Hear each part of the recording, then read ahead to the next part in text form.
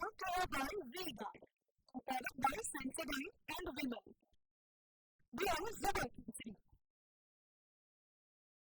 8 વાગી રહ્યા છે. આપ જોઈ રહ્યા છો TV9 અને સુપર પ્રાઇમ ટાઈમ સાથે હું છું માનસી સોની. આજે સૌથી પહેલા વાત કરવી છે ગરમીથી ત્રાહિમામને.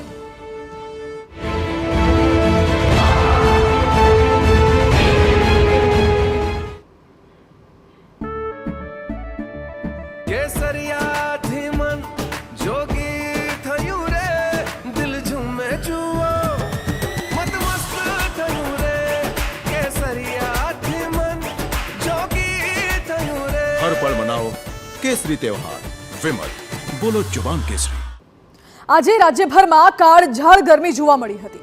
મોટાભાગના શહેરોમાં તાપમાનનો પારો 43 ડિગ્રીની ઉપર રહેતા લોકો શેકાય છે. તો બહાર નીકળતા પહેલા સાવધાની રાખવી પણ આવશ્યક બની ગઈ છે. જુઓ રાજ્યના 4 ઝોનમાં આજનો દિવસ કેવો રહ્યો.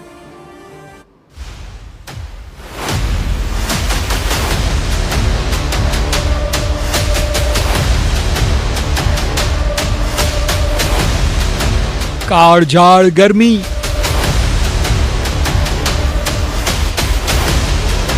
પારો વધતા લોકો ત્રાહિમામ.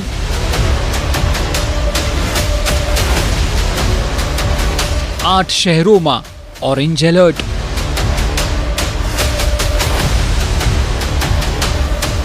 આગામી 5 દિવસ સાચવજો.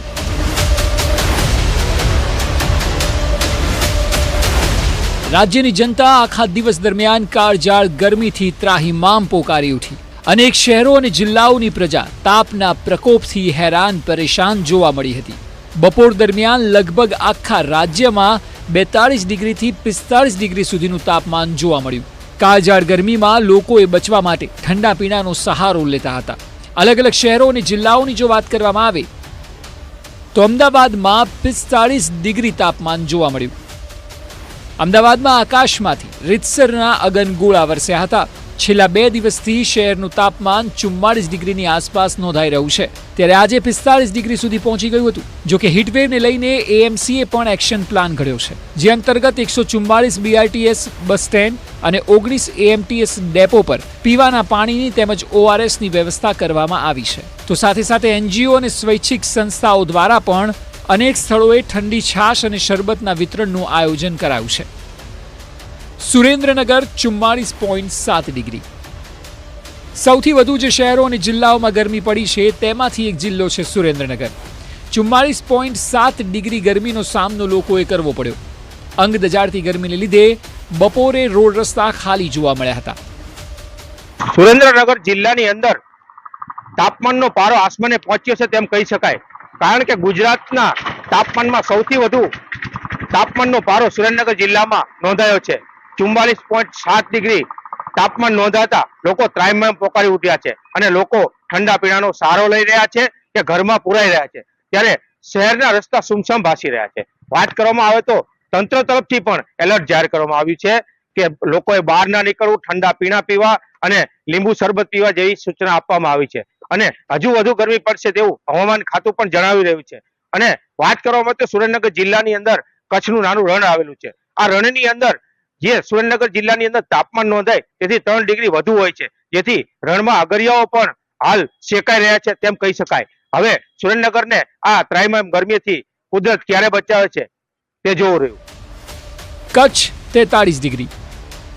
કચ્છમાં કાળઝાળ ગરમીને કારણે રસ્તાઓ સુમસામ જોવા મળ્યા. અહીં ગરમીનો પારો 43 ને પાર જતા લોકો રીતસરના ત્રાહિમામ પોકારી ઉઠ્યા. ભયંકર ગરમીને કારણે લોકોએ ઘરમાંથી બહાર નીકળવાનું પણ ટાળ્યું હતું. ગરમીથી બચવા લોકોએ ઠંડા પીણાનો સહારો લીધો હતો. તો વળી આગામી દિવસોમાં પણ કચ્છવાસીઓને ગરમીથી કોઈ રાહત નહીં મળે.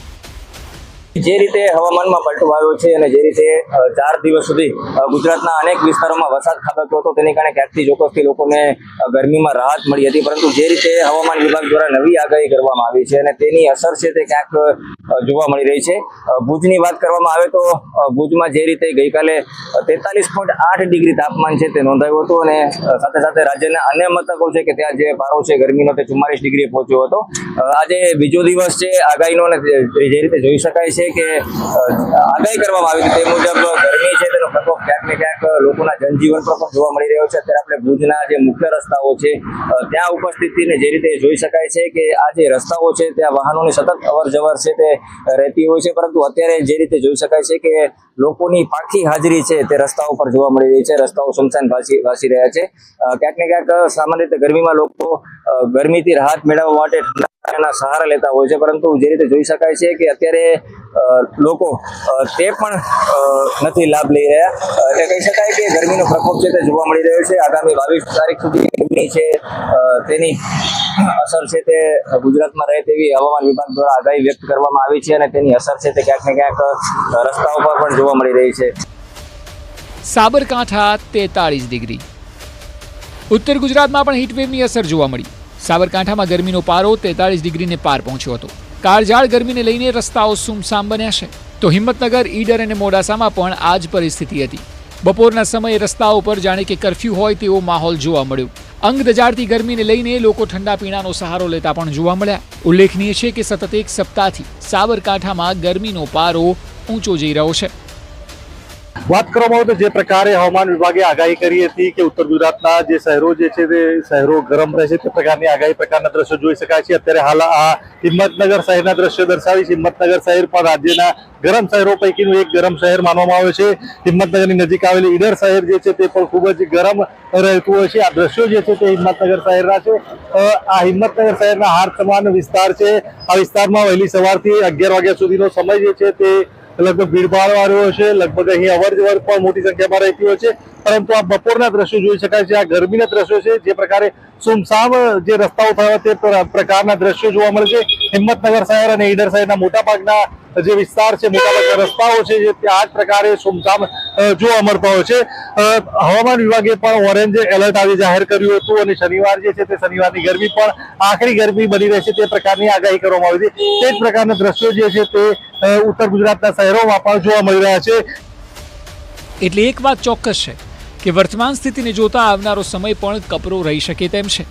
આગાહી કરવામાં આવી છે કે આગામી 5 દિવસ સુધી વાતાવરણ ગરમીયુક્ત જ રહેશે અને લોકોએ ધ્યાન રાખવું જ પડશે.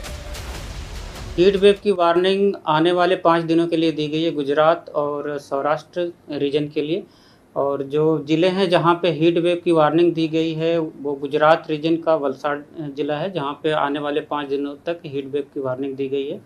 और सौराष्ट्र रीजन और कच्छ की बात करेंगे जहां पे हीट वेव की वार्निंग दी गई है आने वाले 5 दिनों के लिए, तो सौराष्ट्र और कच्छ का रीजन है भावनगर, सुरेंद्रनगर, पोरबंदर, जूनागढ़ और कच्छ एरिया, जहाँ पे आइसोलेटेड प्लेसेस पे आने वाले 5 दिनों पे हीट वेव की वार्निंग दी गई है. આગામી દિવસો પણ વધુ ત્રસ્ત કરે તેવા ચોક્કસ હશે. ત્યારે ગરમીની આ સિઝનમાં પાણી વધુ પીવું, કામ વગર બહાર ન નીકળવું, સુતરાઉ કપડાં પહેરવા, આવા નાના નાના પગલાં લેવાથી રાહત મળી શકે છે. Bureau report TV9. Brought to you by Vega, powered by Sensodyne and Women. We are Zomato.